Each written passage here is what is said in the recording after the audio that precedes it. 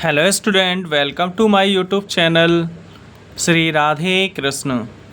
इस क्लास में स्टूडेंट हम वैद्युत बल रेखाओं के बारे में जानेंगे और इनके गुण के बारे में जानेंगे।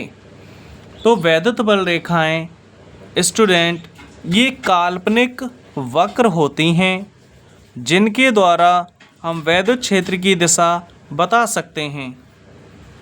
ओके स्टूडेंट, ये काल्पनिक वक्र हैं, यानी वैद्युत बल रेखाएं वैद्युत क्षेत्र में खींचा गया वह काल्पनिक एवं निष्कोण वक्र है जो उस स्थान पर वैद्युत क्षेत्र का अविरल या लगातार प्रदर्शन करती हैं।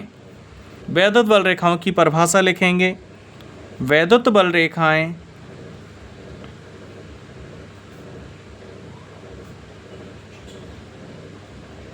वैद्युत बल रेखाएं वैद्युत क्षेत्र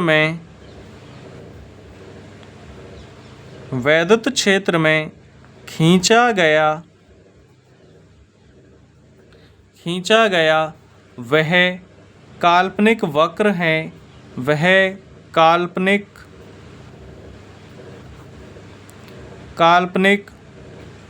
वक्र एवं निष्कोण वक्र है। निष्कोण वक्र है जो उस स्थान पर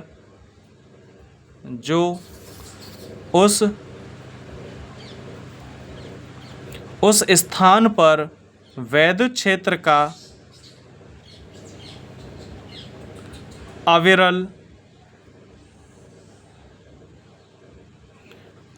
ना कह के इसको लगातार कह सकते हैं, लगातार प्रदर्शित करती है। वैद्युत क्षेत्र को अविरल या लगातार प्रदर्शित करती है।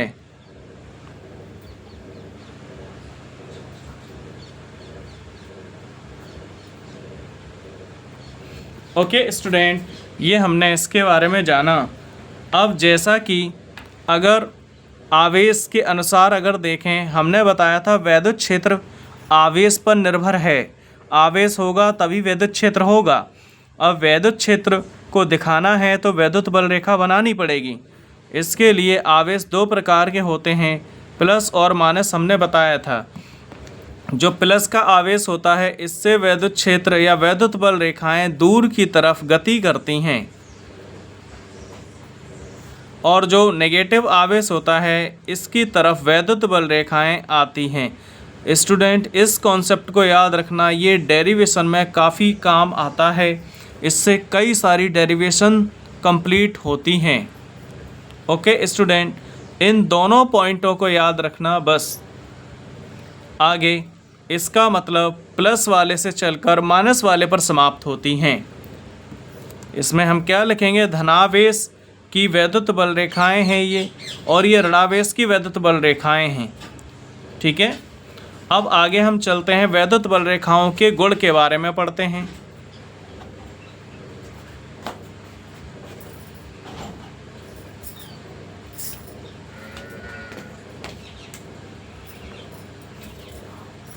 वैद्युत बल रेखाओं के गुण। जो वैद्युत बल रेखाएं होती हैं वो धनावेश से निकल कर वक्र बनाती हुई ऋणावेश पर समाप्त होती हैं। ये पहला है पॉइंट। वैद्युत बल रेखाएं धनावेश से निकलकर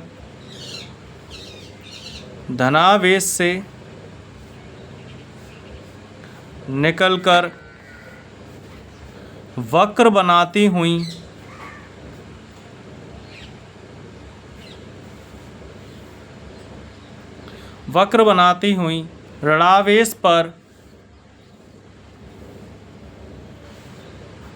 ऋणावेश पर समाप्त होती हैं। ये पहला बिंदु है। दूसरा पॉइंट, दो वैद्युत बल रेखाएं कभी भी एक दूसरे को नहीं काटती हैं। जैसे हम अगर इसकी चित्र की बात करें, साथ के साथ डायग्राम भी बनाएंगे। प्लस का आवेश है, माइनस का आवेश है, इससे निकलकर इस पर समाप्त होंगी।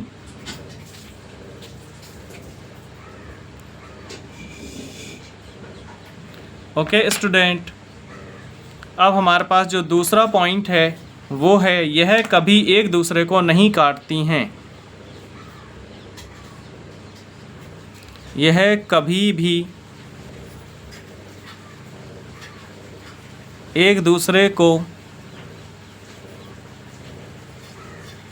नहीं काटती हैं, नहीं काटती हैं, क्योंकि कटान बिंदु पर, क्योंकि कटान बिंदु पर वैद्युत क्षेत्र की, कटान बिंदु पर वैद्युत क्षेत्र की दो दिशाएं हो जाएंगी,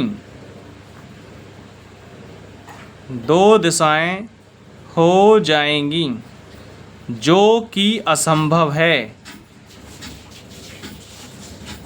दिशा हर किसी की केवल एक ही होती है, दो नहीं होती हैं।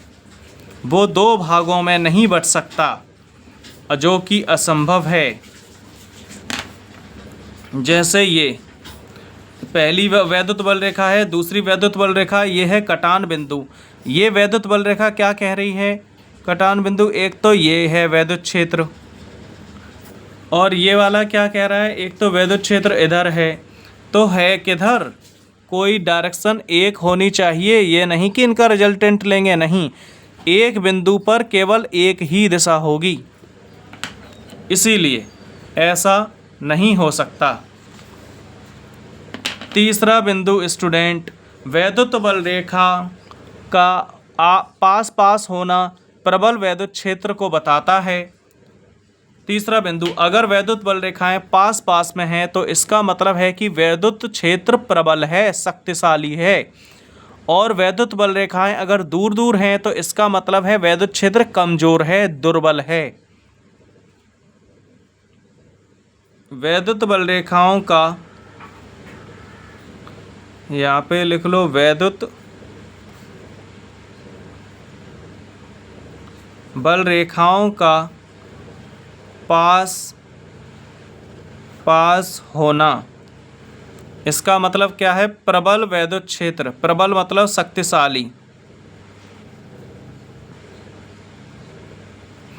दूसरा इसमें अगला पॉइंट है वैद्युत बल रेखाओं का दूर दूर होना।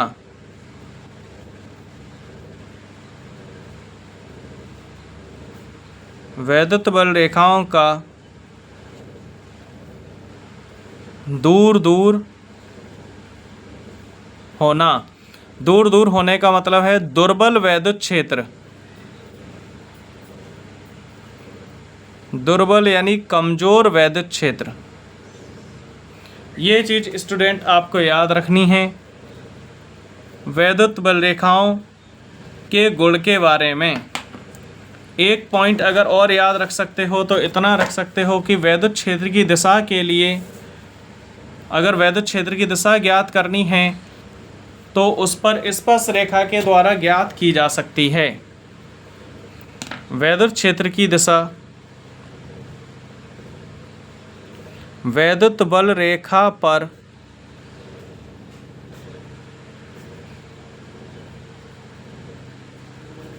वैद्युत बल रेखा पर वैद्युत क्षेत्र की दिशा स्पर्श रेखा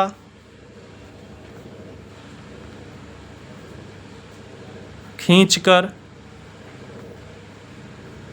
दी जा सकती है, दी जाती है या बताई जाती है। अगला पॉइंट है स्टूडेंट, यह कभी बंद लूप नहीं बनाती हैं। यह कभी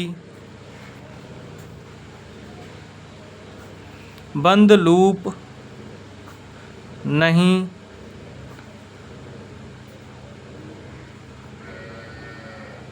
बनाती हैं। ओके स्टूडेंट, याद रखें किसी एक आवेश के लिए, दोनों के लिए नहीं, दोनों के लिए तो बना रही हैं, लेकिन किसी एक आवेश की वजह से बंद लूप नहीं बनाती हैं। ओके स्टूडेंट, आज हमने